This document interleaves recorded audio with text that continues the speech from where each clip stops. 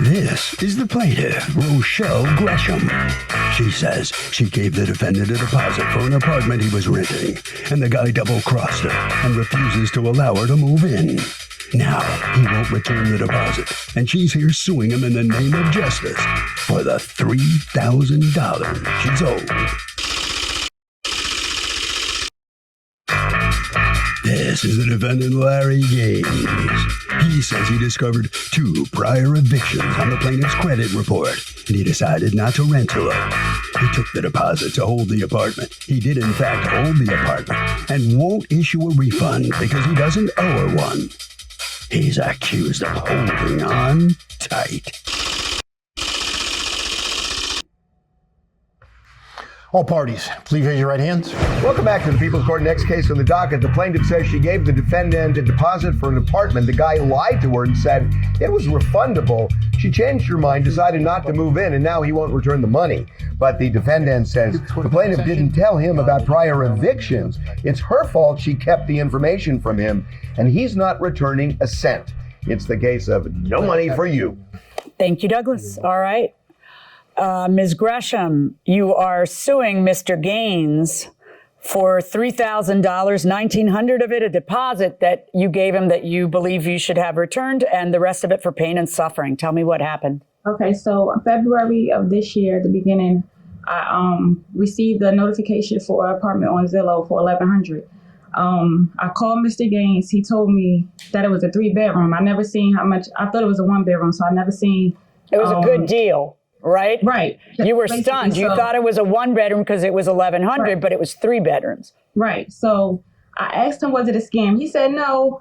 You asked him what? You thought it was a scam? Yeah. Okay. I asked him. He said no, everybody's going through a pandemic right now, so I'm trying to help everybody out. So I said, okay, cool. So later on that day, he asked me for my email address to send me the information so he could do the background check. Once I submitted that, he sent me pictures of the apartment. He sent me videos and photos. So I said, okay, so we got everything handled.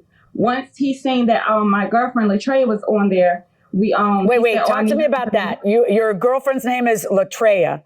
Yes. She's not here. You're representing her, correct? Right. You have power of attorney to represent her. All right. So when you say once he sees, how did he see? How did he know who was going to be renting? From the background check. Once we did the background, you have to, once you do the background, they ask you, are you having someone that's moved in with you? So okay. I put her name so you told him that that the people renting the apartment would be you and Latreia? Yeah. Okay. Yeah, do you have a copy of that? No, it's actually. Do you have a copy of that, Mr. Gaines?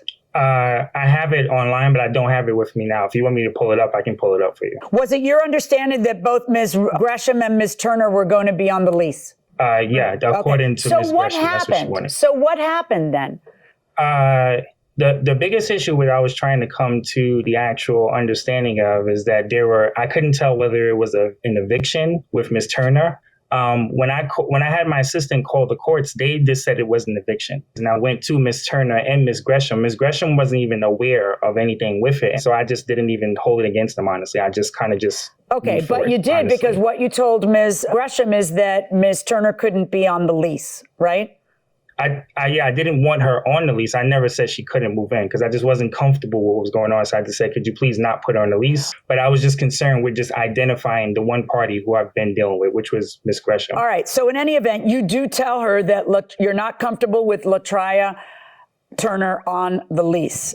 And this is where things go south. Talk to me, Ms. Gresham, what happens? Okay, so once he says that he speaks to her personally on the phone, and he says he need more money. So I said, I'm not giving him no more money. Wait, what do you mean more money? Wait, no, be specific. What do you mean more money? He basically said that she has 2 evictions, and because of the 2 evictions that she can't be on the lease. So because of that, he's going to need more money. More money as what? I guess going towards a deposit. Okay, what was it? What is it that Ms. Gresham doesn't understand, Mr. Gaines? What was the discussion about more money? More money for a deposit? I just told us her security deposit might be bigger. That was it. Okay. And it wasn't an actual fact. It was just a might. That was all. All right. So then so go on, Ms. Gresham. So I was like, you know what? We're just going to handle whatever we need to handle. I'm going to ask the guy for the money back, because he said to us numerous times, and before we even met up, he said, if you want your money back, just let me know. He said, but just don't give me a week or two saying that you don't want the money back. Stop, and I said, okay, no problem. stop. Let's look at what you signed. This is the deposit agreement. Anywhere here does it say that the deposit's refundable on this document? No. All right. So you can't let somebody say something verbally and reassure you when that verbal thing isn't on the document. If it was refundable, you needed to have him make a note and say it's refundable in the next week or whatever it is that he's saying it is. Right. You see? All right. So we're operating from the premise that it is non-refundable. But even then, if you're the one who breaches, Mr. Gaines, by changing things, then it is refundable because you're the one who breached, not her. So her position is you get told by him that Ms. Turner can't be on the lease. And talk to me about that. That's a problem. Why? Because my thing is we both sat in a car, we both talked to him, we both signed the agreement. Now, so why should you be left holding the bag for rent for the next year instead of having a partner? Right. And we're both supposed to be living here. Okay. So when he says she can't be on the lease, what do you say? I basically was like, okay, so we were going to return the money. And he kept saying, well, I'll let my lawyers and advisors know to see what I can do as far as getting your money. But when we spoke, it was me, you, and her when we exchanged the money. It wasn't me, you, and advisors. But then he started.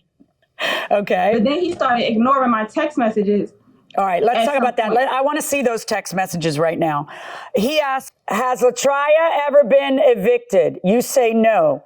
Could you find out what happened? He tells you. And you say, well, if it's not looking good and you all decide to go up on the deposit, then we're not going to be able to do it. I know you said to give you a good amount of time if we decide not to take it. We do want the apartment, but if it's going to be a problem, then we might have to just decline and continue our search. And you respond, not a problem. So it sounds like you're going to give her back her money. And she says, okay. So 6:40 a.m., you say, good morning. We decided not to take the apartment. We're just going to fix everything that needs to be fixed. I guess you mean on the records and handle. Right. Do appreciate you giving us a chance. Is there a good time to meet up and get the deposit back? And then at 8:02 a.m., he responds to you, good morning. Do you realize you're breaking your deposit agreement? And she says, yes, you told us if we give you a good amount of time that we can just let you know. He says, yeah, but that's if you couldn't move in at a reasonable time frame or needed more time, not if you just decided we're not going to move in at all after agreeing to move in. I was instructed to just ask you not to put LaTraya on the lease, and everyone was in agreement with you being okay with you moving in. So that's the first time you say, I want to remove LaTraya Turner from the agreement. Her answer is, okay, I thought it was an issue with the lawyers and your advisors. Wasn't a problem with us moving in. It was more so more money being added after we discussed $3,800. He doesn't answer. At 9:24 p.m., hello. He doesn't answer. On March 1st, good morning. I'm just trying to see what's going on with everything. He doesn't answer. On March 3rd, why aren't you answering? Why'd you ghost her? Welcome back to the People's Court. The defendant says he held the apartment that he was renting for the plaintiff, and the fact that she just changed her mind because she found another place does not entitle her to a refund. Let's go back into the courtroom and see who wins. I didn't ghost her. I was actually calling her, and maybe there was a mix-up with the number. I never was able to get in contact with her. I don't know why, because if you look down at your phone, you'll see all her texts, and all you got to do is press reply. That's pretty easy, right? And then she says, it's crazy how you're really ignoring my messages. At least text me back and let me know what's going on, she says. And all I said was, LaTraya can't go on the lease. So here's what we got. We have you knowing that two people were going to be on the lease. We have you deciding that after looking at Ms. Turner's litigation history, you didn't want her on the lease. And the question is that okay? And if I'm Ms. Gresham, why would that be okay with me? I want somebody else on the hook. I want somebody else to have skin in the game. Otherwise, Ms. Turner can just say, adios, sucker, and leave, and doesn't have to pay a penny. And then she's stuck with 8 more months of a lease. Why should it be okay with Ms. Gresham that you changed the game? Who changed the game? Ms. Gresham because she changed her mind and found something else? Or you because you told her your roommate can't be on the lease?